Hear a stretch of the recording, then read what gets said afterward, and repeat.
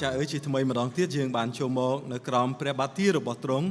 ដើម្បីនឹងថ្វាយបង្គំដល់ព្រះអង្គជ្រៀងចម្រៀងសរសើរនិងស្ដាប់ព្រះសូរសៀងរបស់ទ្រង់ផងដែរសូមព្រះអង្គដែលជាព្រះបានមានព្រះបន្ទូលមកកាន់យើងខ្ញុំទាំងអស់គ្នាហើយសូមឲ្យយើងខ្ញុំទាំងអស់គ្នាបានទទួលព្រះបន្ទូលនេះហើយយើងខ្ញុំបានចំអែតហើយយើងខ្ញុំបានយកទៅអនុវត្តនៅក្នុងជីវិតរស់នៅប្រចាំថ្ងៃរបស់យើងខ្ញុំផងដែរឲ្យជីវិតរបស់យើងខ្ញុំផ្លាស់ប្ដូរជាថ្មីហើយឲ្យលោកីដែលកំពុងតែងងឹតនេះគេបានឃើញពន្លឺរបស់ព្រះអង្គតាមរយៈដំណើរជីវិតនិងការប្រព្រឹត្តរបស់យើងខ្ញុំម្នាក់ៗផងដែរ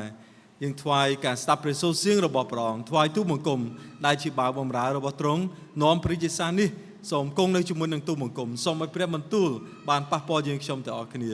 ក្នុងព្រះនាមព្រះម្ចាស់ព្រះយេស៊ូវគ្រីស្ទអាមែន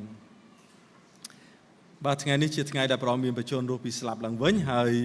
អត្ថបទមេរៀនរបស់យើងថ្ងៃនេះអំណាចនៃការរស់ឡើងវិញរបស់ព្រះយេស៊ូវគ្រីស្ទ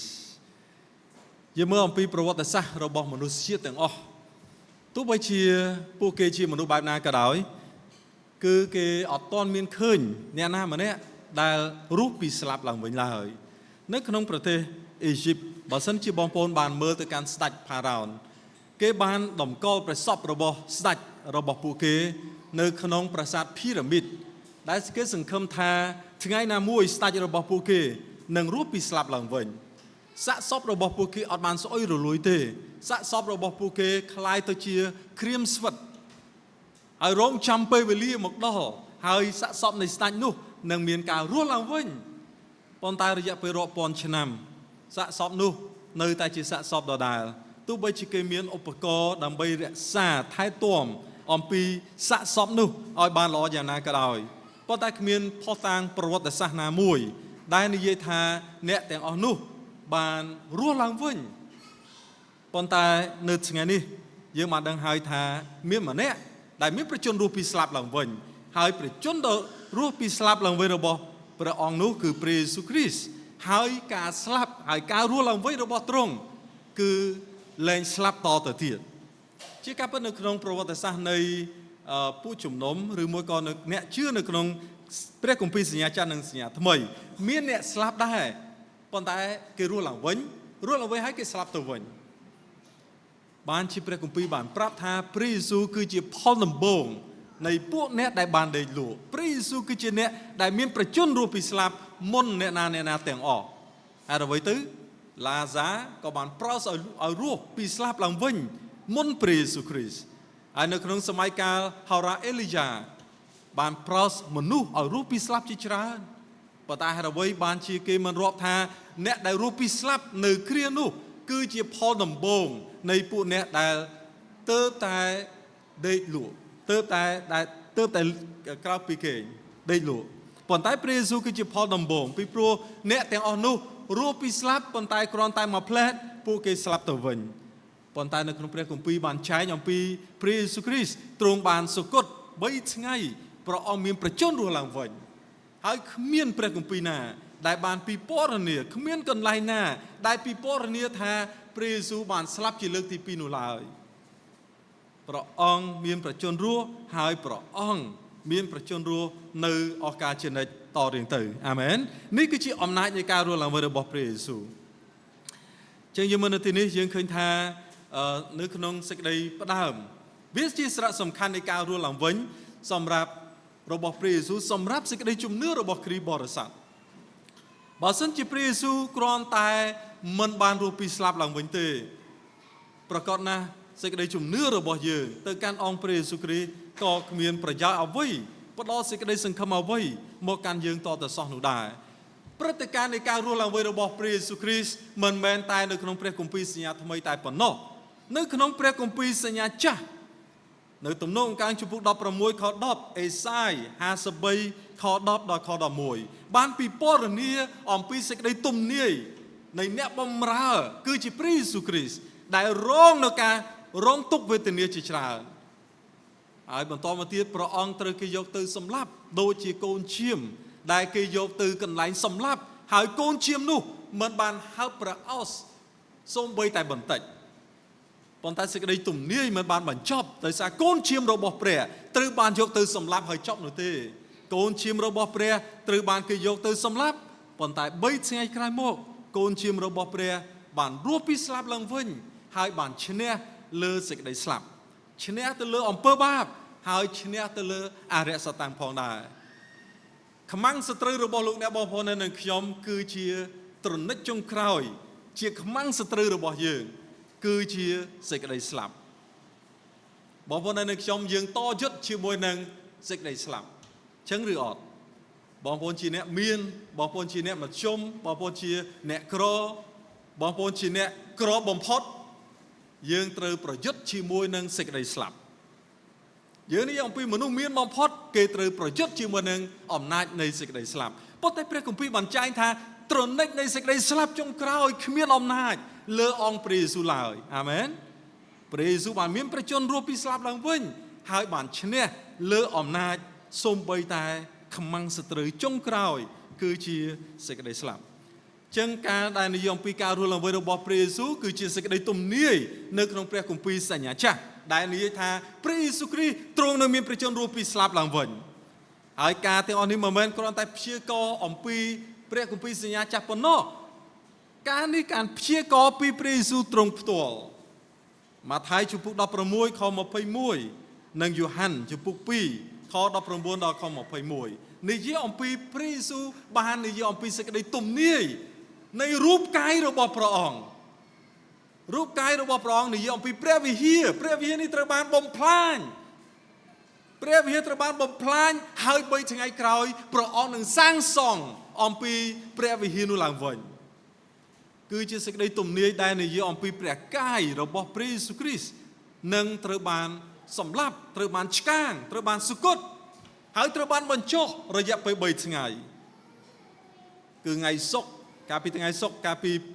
រាប់ត្រឡប់ក្រោយអាទិត្យសៅរ៍សុក្រថ្ងៃសុក្រនៅក្នុងប្រវត្តិសាស្ត្រនៃគ្រិស្តបរិស័ទគេឲ្យឈ្មោះថាថ្ងៃសុក្រដ៏ល្អហើយអ្វីបានជាគេហៅថាថ្ងៃសុក្រដ៏ល្អគេឲ្យឈ្មោះថា Good Friday ហើយអ្វីបានជាថ្ងៃសុក្រដ៏ល្អគឺជាថ្ងៃដែលព្រះយេស៊ូវបានសុគតនៅលើឈើឆ្កាងអូព្រះយេស៊ូវសុគតនៅលើឈើឆ្កាងជាថ្ងៃដ៏ល្អថ្ងៃដ៏ល្អគឺជាថ្ងៃនៃជ័យជំនះថ្ងៃដែលព្រះអង្គបានសុគតនៅលើឈើឆ្កាងគឺជាថ្ងៃដែលអំពើបាបរបស់បងប្អូនហើយនឹងខ្ញុំត្រូវបានបង់ថ្លៃជួសដោយសារព្រះយេស៊ូវគ្រីស្ទដោយសារព្រះលោហិតរបស់ព្រះអង្គបានបង់ថ្លៃជំនួសអំពើបាបរបស់យើងព្រះគម្ពីរហេព្រើរជំពូក9ខ22បានប្រាប់ថាបើគ្មានការកំចាយឈាមទេនោះគ្មានផ្លូវណាអាចប្រោសយើងឲ្យរួចពីបាបបានឡើយបើគ្មានការសុគតរបស់ព្រះយេស៊ូវបើគ្មាន Good Friday ក៏គ្មាន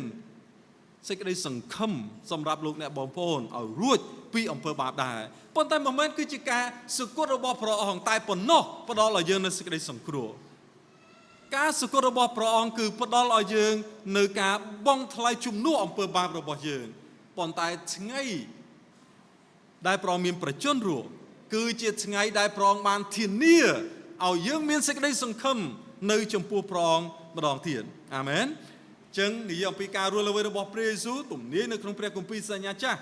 ជាច្រើនខហើយនៅក្នុងព្រះយេស៊ូវទ្រង់ផ្ទាល់បានទំនាយថា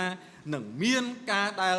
រូបកាយរបស់ព្រះវិហាររូបកាយរបស់ព្រះអង្គនឹងត្រូវបានបំផ្លាញត្រូវបានសម្លាប់ហើយ3ថ្ងៃក្រោយព្រះអង្គនឹងមានប្រជញ្ញរស់ពីស្លាប់ឡើងវិញនេះគឺជាសេចក្តីទំនាយទាំងពីរប្រភេទហើយយើងមើលអំពីព្រឹត្តិការណ៍ដែលនិយាយអំពីពិតទេថាព្រះយេស៊ូវរស់ពីស្លាប់ឡើងវិញតើមានហេតុផលកន្លែងណាដែលនិយាយអំពីព្រះយេស៊ូវរស់ពីស្លាប់ឡើងវិញបងប្អូនដើម្បីយល់អំពីការនេះយើងត្រូវយល់អំពីប្រវត្តិសាស្ត្រនៅក្នុងសម័យកាលព្រះយេស៊ូវគ្រីស្ទតើនរណាគឺជាអ្នកគ្រប់គ្រងនៅក្នុងប្រទេសអ៊ីស្រាអែលគឺជាចក្រភពរ៉ូមពួកសង្ឃរាជហើយនិងពួកសាសមេរបស់ពួកសាសយូដាសុទ្ធតែជាអ្នកដែលស្អប់ព្រះយេស៊ូវគ្រីស្ទហើយពួកគេបានគំរាមកំហែងឲ្យមានការការពារទៅដល់ព្រះសពរបស់ព្រះយេស៊ូវយ៉ាងតឹងរឹងជាទីបំផុតគ្មាននរណាម្នាក់អាចមកប៉ះពាល់គ្មាននរណាម្នាក់អាចមកជិតគ្មាននរណាម្នាក់សូម្បីប្រកាសថាគេគឺជាសិស្សរបស់ព្រះយេស៊ូវយើងចាំទេមានម្នាក់នៅពេលដែលគេបានទៅជិតហើយសួរគាត់ចំនួន3ដងខ្ញុំបានឃើញអ្នកនៅជាមួយនឹងព្រះយេស៊ូវដែរនោះគឺជាលោកពេត្រុសឆ្លើយថាម៉េចទេខ្ញុំមិនស្គាល់អ្នកនោះទេអ្នកច្រឡំហើយ ម្ដងពីរដងបីដងគាត់បដិសេធថាគាត់មិនស្គាល់ព្រះយេស៊ូវហេតុអ្វីពីព្រោះពួកគេខ្លាចអំពីអំណាចរបស់ចក្រភពរ៉ូមគេខ្លាចទៅលើមេទីហ៊ានទាំងអស់នោះហើយនឹងសម្ដេចសង្ឃរាជដែលមានសិទ្ធិអំណាចដើម្បីចាប់ពួកគេយកទៅចងឃុំឃាំងធ្វើទារុណកម្មហើយអាចសម្លាប់ផងដែរដូច្នេះពួកសិស្សរបស់ព្រះយេស៊ូវទាំងអស់គេបានរត់ពួននៅក្នុងបន្ទប់បិទជិតអត់មានអ្នកណាម្នាក់ហ៊ានមកឯចិត្តព្រះភ្នោរបស់ព្រះយេស៊ូវឡើយហើយសូម្បីតែភ្នោរបស់ព្រះសពព្រះយេស៊ូវត្រូវបានការពារយ៉ាងងាប់ដោយទីហ៊ានរបស់រ៉ូមមិនមែនគ្រាន់តែជាទីហ៊ានរបស់រ៉ូមប៉ុន្តែគឺជាផ្ទាំងថ្មដ៏ធំដ៏ធ្ងន់គ្មានអ្នកណាម្នាក់អាចមកចិត្តគ្មានអ្នកណាម្នាក់អាចមកបើកបានទេប៉ុន្តែនៅក្នុងគម្ពីរម៉ាថាយជំពូក28ខ1ដល់ខ6បានប្រាប់ថាគឺជាអាទិត្យថ្ងៃទី1នៅពេលព្រឹកមានស្ត្រីម៉ារីគេបានទៅភ្នោព្រះសពទាំងព្រឹកហើយនៅពេលដែលគេបានទៅដល់មានអ្វីកើតឡើងមិនមែនតែម៉ាថាយ28ខ1ដល់ខ6ម៉ាកុសជំពូក16ខ1ដល់ខ4ពីពរនាដូចគ្នាភ្នោត្រូវបានរបើកការរញ្ជួយដីកើតឡើងភ្នោត្រូវបានរបើកហើយចាប់ដើមទេវតារបស់ព្រះបានប្រកាសអំពីព្រះយេស៊ូវគ្រីស្ទបានមានប្រជញ្ញរស់ពីស្លាប់ឡើងវិញហើយអាមែននេះគឺជាព្រឹត្តិការណ៍ដ៏ពិតប្រាកដដែលបានកើតឡើងនៅក្នុងសម័យកាលនៃអង្គព្រះយេស៊ូវគ្រីស្ទមានអ្នកដែលបានជឿទៅលើសាសនាដទៃខ្ញុំអត់បាននិយាយអំពីសាសនាអ្វីគេបាននិយាយថាពេលដែលព្រះយេស៊ូវសុគតព្រះអង្គមិនបានសុគតពិតប្រាកដទេគ្រាន់តែព្រះអង្គសន្លប់ធំហើយគេយកព្រះអង្គដាក់ទៅក្នុងភ្នោហើយព្រះអង្គស្រាប់តែមានប្រជញ្ញរស់ឡើងវិញហើយគេថាព្រះអង្គពិតជារស់ពីស្លាប់ឡើងវិញបងប្អូននឹងទេនៅក្នុងគ្រានោះមនុស្សដែលសំខាន់បំផុតគេមិនអាចឆ្វេងប្រហែសជាមួយមនុស្សដែលសំខាន់បំផុតនោះទេគេត្រូវតែពិនិត្យពិច័យយ៉ាងច្បាស់លាស់តើម្នាក់នោះបានស្លាប់ពិតប្រាកដហើយឬនៅហើយគេការពារយ៉ាងដិតដល់ជាទីបំផុតក្រែងលោអ្នកណាមកលួចព្រះសពរបស់ទ្រង់ហើយធ្វើអំពីទីបន្ទាល់คล้ายអំពីការរស់ឡើងវិញរបស់ព្រះយេស៊ូវប៉ុន្តែទោះបីជាយ៉ាងណាក៏ដោយព្រះយេស៊ូវគ្រីស្ទបានសុគតពិតប្រាកដ 100% ហើយករណីនេះព្រះអង្គបានមានប្រជញ្ញរស់ពីស្លាប់ឡើងវិញហើយយ៉ូហានជំពូកទី20ខ11ដល់ខ18បានប្រាប់អំពីព្រះយេស៊ូវគ្រីស្ទបានយាងទៅឯនាងម៉ារីម៉ាដាលេនតាមពិតទៅនៅក្នុងព្រះអត្ថបទព្រះគម្ពីរបើសិនជាបងប្អូនស្រាវជ្រាវទាំងអស់យើងនឹងឃើញអំពីការដែលពេលដែលព្រះយេស៊ូវបានមានប្រជញ្ញរស់ពីស្លាប់ឡើងវិញព្រះអង្គអត់បានយាងទៅនគរសានសួគ៌មួយរំពេចទេព្រះអង្គនៅលើផែនដីរយៈពេលប្រហែលថ្ងៃបងប្អូនអាចចាំ40ថ្ងៃរយៈពេល40ថ្ងៃរបស់ព្រះយេស៊ូវគ្រីស្ទដែលទ្រង់បានលេចមកឲ្យពួកសិស្សរបស់ទ្រង់និងបណ្ដាជននិងមនុស្សជាច្រើនអ្នកបានឃើញយ៉ាងហោចណាស់មានព្រឹត្តិការណ៍ចំនួន12ករណីដែលព្រះយេស៊ូវបានលេចអំពីអង្គទ្រង់មកកាន់មនុស្សឲ្យឃើញបន្ទាប់ពីទ្រង់មានប្រជញ្ញរស់ពីស្លាប់ព្រឹត្តិការណ៍ទី1ព្រឹកថ្ងៃអាទិត្យថ្ងៃទី1ព្រះអង្គមានប្រជញ្ញរស់ឲ្យលេចឲ្យម៉ារីម៉ាក់ដាឡាបានឃើញនៅក្នុងយ៉ូហានជំពូក20ខ11ដល់ខ18ពេលដែលស្ត្រីនោះគេកំពុងតែយកអំពីគ្រឿងក្រអូបដើម្បីទៅប្រអប់សពព្រះយេស៊ូវជាការពិតស្ត្រីទុនខ្សោយទីហ៊ានអាចអនុញ្ញាតឲ្យគាត់ទៅអបព្រះសពព្រះយេស៊ូវបានប៉ុន្តែបរិសុទ្ធមិនអាចអនុញ្ញាតទេចឹងហើយបានជាស្ត្រីនេះទៅហើយស្រាប់ទៅដល់ឃើញភ្នោទៅទេគាត់ភ្ញាក់ផ្អើលអត់មានឃើញព្រះយេស៊ូវសោះហើយព្រះយេស៊ូវក៏បានលេចមកនៅចំពោះគាត់ហើយគាត់គិតថានេះប្រហែលជាអ្នកថែសួនឲ្យមើលទៅលោកម្ចាស់តើលោកបានឃើញអំពីអ្នកណាលួចព្រះសពរបស់ព្រះយេស៊ូវទេហើយព្រះយេស៊ូវមានបន្ទូលថាខ្ញុំនឹងឯងគឺជាព្រះយេស៊ូវសូមអ្នកយកនាំដំណឹងនេះទៅប្រាប់ពួកសាវករបស់ទ្រង់ផងហើយមានព្រឹត្តិការណ៍មួយទៀតនៅក្នុងម៉ាថាយជំពូក28ខ9ដល់ខ10និយាយអំពីព្រះអង្គបានលេចមកទៅចំពោះស្ត្រីដែលគេត្រឡប់មកពីភ្នោម្ដងទៀតករណីទី3ព្រះយេស៊ូវបានលេចព្រះភ័ក្ត្ររបស់ទ្រង់នៅចំពោះលោកពេត្រុសលូកាជំពូក24ខ34ហើយព្រះយេស៊ូវបានលេចមកនៅពេលដែលពួកសិស្សគេបានធ្វើដំណើរទៅកាន់អេម៉ាវសលូកាជំពូកទី24ខ ខ13ដល់ខ31ហើយមានពេលមួយទៀតករណីទី5នៅពេលល្ងាចឆ្ងាយអាទិត្យអត់មានលោកថូម៉ាស់នៅទីនោះទេព្រះយេស៊ូវក៏បានលេចមកចំពោះពួកសាវកយ៉ូហានជំពូក20ខ19ដល់ខទី25មួយសប្តាហ៍ក្រោយមកទៀតតាមពិតនៅក្នុងករណីទី5ពួកសិស្សបានប្រាប់ទៅកាន់ថូម៉ាស់ថាព្រះយេស៊ូវបានរស់ពីស្លាប់ឡើងវិញថូម៉ាស់អត់ជឿទេថូម៉ាស់គាត់និយាយថាម៉េចតើតែគាត់បានស្ទាបតើតែគាត់បានប៉ះតើតែគាត់បានឃើញប្រហែលជាបន្ថែមទៀតតើតែគាត់បាននិយាយជាមួយញ៉ាំជាមួយទៅគាត់ជឿចឹងបានករណីទី5មួយសប្តាហ៍ក្រោយព្រះអង្គបានមានបច្ចុប្បន្នរួមម្ដងលេចមកម្ដងទៀតមានវត្តមានលោកថូម៉ាស់នៅទីនោះដែរយ៉ូហានជំពូក20ខ26ដល់29ហើយលោកថូម៉ាស់បានស្ទាបហើយក៏បាននិយាយថាព្រះអង្គម្ចាស់ឲ្យជាព្រះអង្គសង្គ្រោះរបស់ទូបង្គំ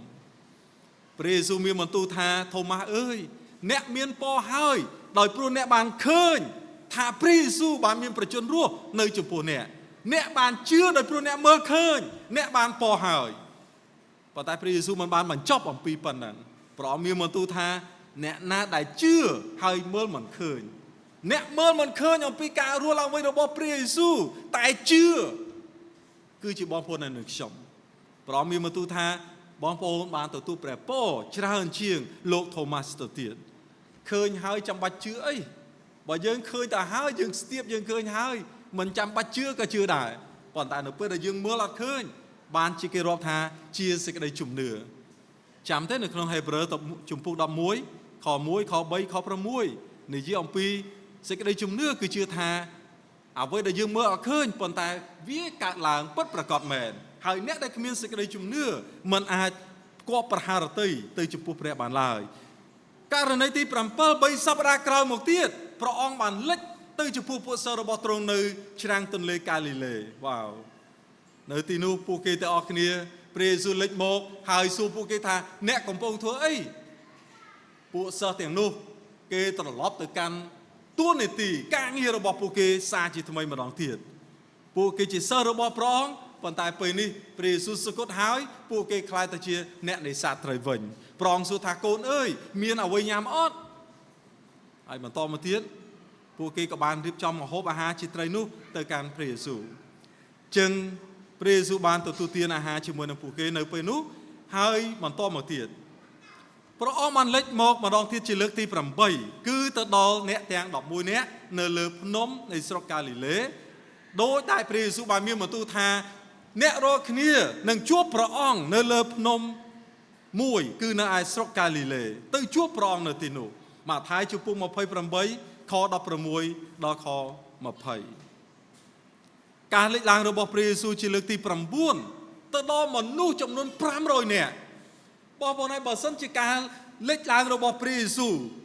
លេចមករបស់ព្រះយេស៊ូវករណីទី1រហូតដល់ករណីទី8សុទ្ធតែជាសិស្សរបស់ព្រះយេស៊ូវប៉ុន្តែនៅទីនេះគឺជាមនុស្សចំនួន500នាក់ទៀត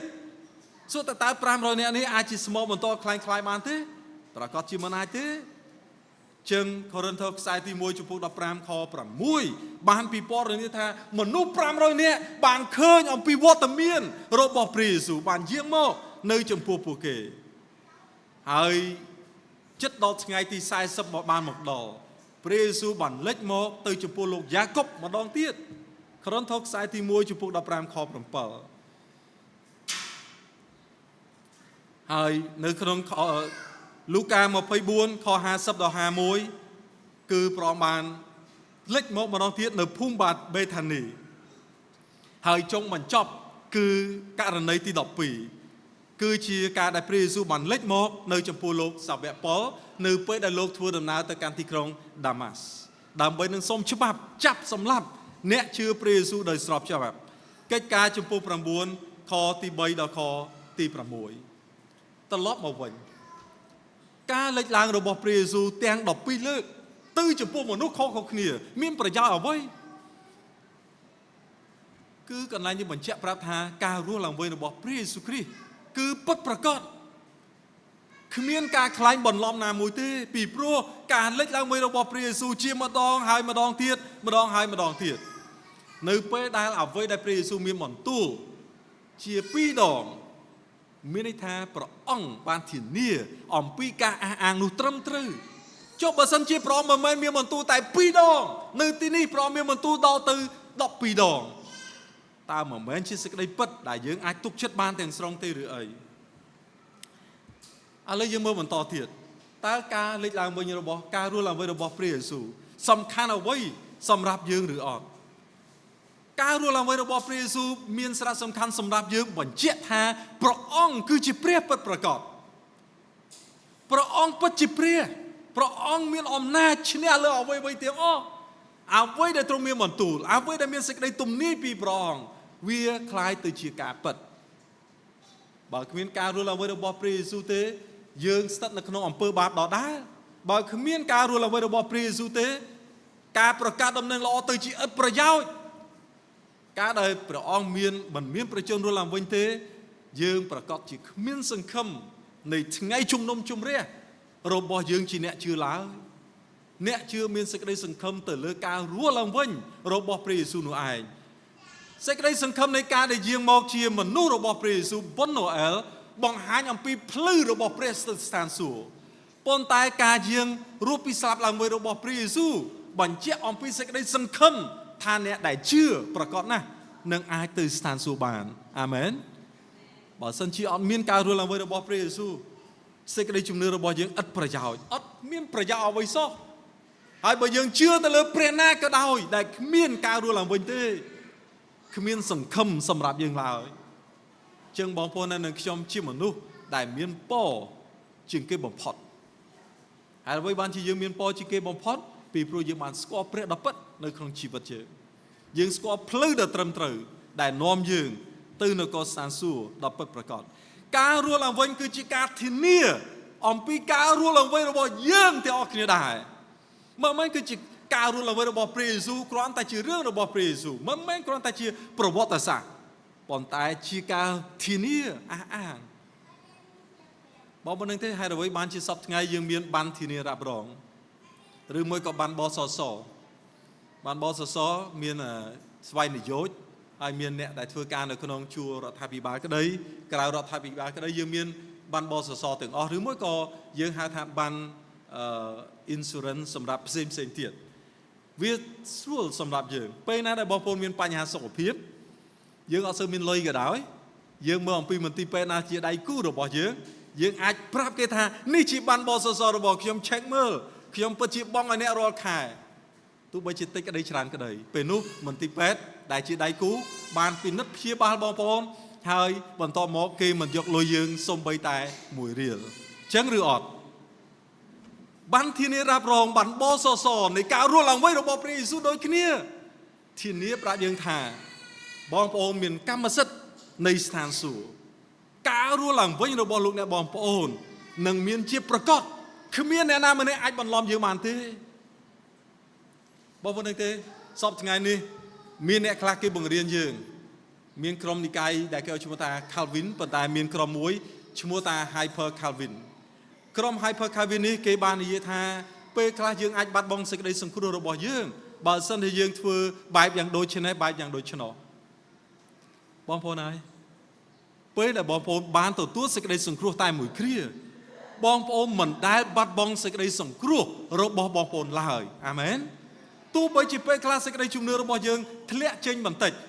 ពេលខ្លះយើងហាក់បីដូចជាដាច់ចេញពីព្រះបន្តិចប៉ុន្តែមិនអីទេយើងមើលអំពីលោក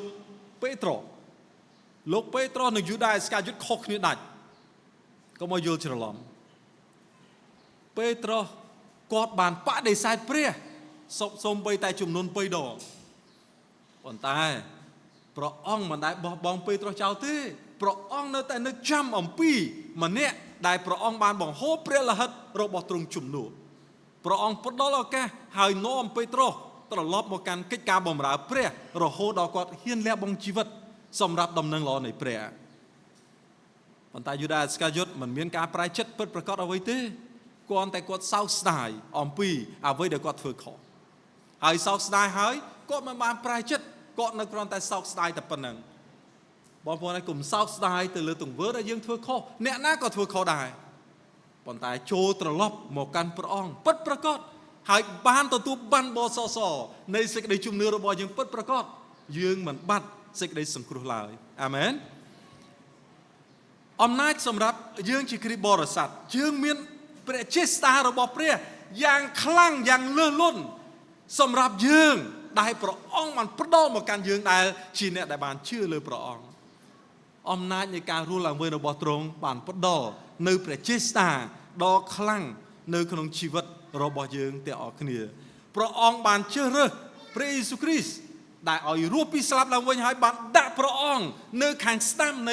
เปรวอบิดาในเปรวอบิดาเปรวอระบบเปรวอบิดาลูกเนี่ยบางคนให้หนึ่งชมหนึ่งบานต่อตู้อมปีประเจสตาต่อเลิศล้นนุพองได้คือยืนหนึ่งบานตื้อองกุยชิมวยหนึ่งพระองค์พองได้อาเมนสาวเรียกชิมวยหนึ่งพระองค์เนื้อหนึ่งก็สานสู่ออกการเชิญในพองได้ชมอันกุปีมวยเลือกตะเจ็ดบางคนให้หนึ่งชมที่งานนี้ฟิลิปจุมพุกใบขอดอกดามใบเอาชมบานสควอตรงหนึ่งประเจสตาในดอมนาได้ตรงรัวหลังวันហើយនឹងសេចក្តីប្រកបក្នុងការរងទុក្ខរបស់ទ្រង់ព្រមទាំងត្រឡប់ទៅដូចជាទ្រង់ក្នុងសេចក្តីស្លាប់ផងដើម្បីឲ្យយើងស្គាល់ទ្រង់ដើម្បីឲ្យយើងបានស្គាល់អំពីព្រះចេស្តានៃការរស់ឡើងវិញរបស់ទ្រង់តើបងប្អូនស្គាល់ព្រះអង្គបានប៉ុណ្ណាហើយសពថ្ងៃតើបងប្អូនបានស្គាល់អំពីអំណាចព្រះចេស្តានៃការរស់ឡើងវិញរបស់ព្រះអង្គមានឥទ្ធិពលអ្វីនៅក្នុងជីវិតយើងឬអត់ឬមួយក៏យើងហីព្រះអង្គស្គាល់ព្រះអង្គប៉ុណ្ណាក៏ស្គាល់ទៅហើយអំណាចនៃការរស់ឡើងវិញរបស់ព្រះអង្គរស់ឡើងវិញក៏រស់ទៅមិនរស់ក៏អត់ទៅខ្ញុំមិនខ្វល់អីទេខ្វល់តែអាហារ3ពេលរបស់ខ្ញុំបងប្អូនហើយហេតុអីបានបងប្អូនហើយនឹងអ្នកអត់ជឿខុសគ្នាបងប្អូនគឺជាមនុស្សដែលមានព្រះពរដ៏ពិតមកពីព្រះអង្គបងប្អូនគឺជាមនុស្សដែលស្គាល់អំពីតម្លៃនៃជីវិតរបស់យើងនៅលើផែនដីយើងជាកូនរបស់ព្រះនោះគឺជាតម្លៃដ៏ថ្លៃពិសេសណាស់កុំលក់តម្លៃនេះដូចជាអ្នកណាបាទដូចជាអ្នកណាដែលដូរជាមួយនឹងបបរមួយចានអ្នកណាគេអេសាវកុំបដូរសិទ្ធិជាកូនរបស់ព្រះគ្រាន់តែដោយសារបបរមួយចានបបរមួយចានអាចស្មើនឹងតម្លៃនៃតួនាទីដ៏ខ្ពស់លុយដ៏ទ្រព្យសម្បត្តិមុខងារតួនាទីណាមួយដែលមិនមែនមកពីព្រះនោះឡើយសេចក្តីបញ្ចប់ព្រះអង្គចង់ឲ្យបងប្អូនឆ្លើយតបទៅការរស់ឡើងវិញរបស់ព្រះយេស៊ូវយ៉ាងដូចម្តេចតើយើងឆ្លើយតបទៅកាន់ការរស់ឡើងវិញរបស់ព្រះយ៉ាងដូចម្តេចយើងត្រូវតែជឿទុកចិត្តលើព្រះគ្រីស្ទថាព្រះអង្គពិតជារស់ឡើងវិញមែនមានអ្នកណាម្នាក់បានបដិសេធថាព្រះយេស៊ូវមិនរស់ពីស្លាប់ឡើងវិញទេ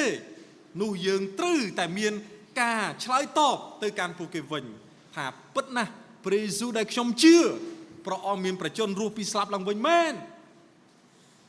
ហើយមិនមែនគ្រាន់តែយើងឆ្លើយតបទៅលើការដែលយើងជឿថាព្រះអង្គរស់ពីស្លាប់ឡើងវិញប៉ុន្តែយើងរស់នៅក្នុងពន្លឺនៃការរស់ឡើងវិញរស់នៅក្នុងភាពមានសង្ឃឹមរស់នៅបែបជាមនុស្សដែលមានជ័យជំនះរស់នៅបែបជាអ្នកដែលឈ្នះលើសេចក្តីស្លាប់អំពើបាបនិងអំណាចរបស់អារក្សផងដែរអាមែន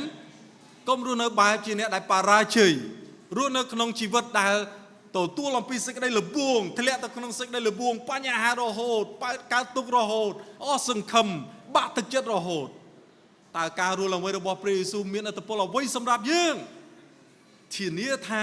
សេចក្តីសង្ឃឹមឥទ្ធិពលនៃអំណាចព្រះជាស្តារបស់ព្រះយើងនឹងឈ្នះលើអ្វីៗទាំងអស់នោះផងដែរអាមែនហើយយើងនឹងអាចនឹងរស់នៅជាមួយនឹងព្រះគ្រីស្ទនៅនគរសានសួគ៌អស់កលជានិច្ចកូឡូសជំពូក3ខ1ដល់ខ4ហើយលើសពីនេះទៅទៀតសូមចែកចាយអំពីដំណឹងល្អនៃសេចក្តីសង្ឃឹមនៃការរស់ឡើងវិញរបស់ព្រះយេស៊ូវទៅដល់សាច់ញាតិទៅដល់មិត្តភ័ក្តិទៅដល់ក្រុមគ្រួសារទៅដល់អ្នកជិតខាងទៅដល់មនុស្សដទៃដែលមកពីប្រទេសផ្សេងដែរអូខ្ញុំជនជាតិខ្មែរទៅផ្សាយដំណឹងល្អដល់បរទេសក្តីជនជាតិខ្មែរក្តីសុទ្ធតែជាមនុស្សមានបាបនៅចំពោះព្រះមនុស្សទាំងអស់សុទ្ធតែត្រូវការព្រះដូចជាបងប្អូនឯខ្ញុំដែរអាមែនបើយើងអបផ្សាយដំណឹងល្អដល់ពួកគេទេដំណឹងអាក្រក់នឹងមកដល់កម្មចិន្តាផ្ទះរបស់លោកអ្នកបងប្អូនហើយគេនឹងនាំក្រុមគ្រួសារបងប្អូនគេនឹងនាំសង្សារបងប្អូនទៅនរកអស់បើសិនជាយើងមិនផ្សាយដំណឹងល្អដល់ពួកគេអំពីការរស់ឡើងវិញរបស់ព្រះយេស៊ូវឡើយអាមែនដូច្នេះសូមធ្វើជាអ្នកផ្សាយដំណឹងល្អសម្រាប់មនុស្សគ្រប់គ្នា bao vây chân rồi bỏ pre về hiếng vẽ tham mất cướp khía sầm rạp pê ska cam sầm rạp cướp khía tuần tinh chăm một còn tai bàn ăn vót ọt chết mà chân nam tiết hai bàn sai tầm nâng bỏ lọ bàn nom mà nu xôm bay mà nè một căn pre du hai đứa nữ và sân trên nơi thế soประมวยคายเทียดเปิดคายเทียดนะหรือคายหมานะคายบุญนะสอนเปิดคายเทียดประมวยเปิดคายเทียดนึกมีนสังคมปนใต้ก็มาแต่มีนสังคมอดเฟือบอกมีนสังคมอดเฟือเวียสมานึงอดสังคมดาสมาธิทานชิมวยขึ้นเนี่ยพระองค์ไม่ใช่ในตัวมังกรยังชมยังชมปัจจัยอกุนดอพระองค์มาดองเทียนแต่ตรงบานหลุมลึกยังชมซาจิตทำไมอมปีการรู้หลังเวลาบอกเปรซูมีนอัตโปลครั้งนะสำหรับยังชมแต่ออกเนี่ยได้ชีเนี่ยเชื่อบัญชีประธานตรงมันเนี่ยเลืออำเภอบาปสิกได้สลับดังอะไรสตางหายพระองค์ดอจิเปรียบดอสิกได้สังคมดอยืงชมได้ชีเนี่ยเชื่อแต่เมื่อยืงชมมาอย่างมีนออกะนังบานตื้อองกุยชื่อมือนังพระองค์ในสถานสูบของได้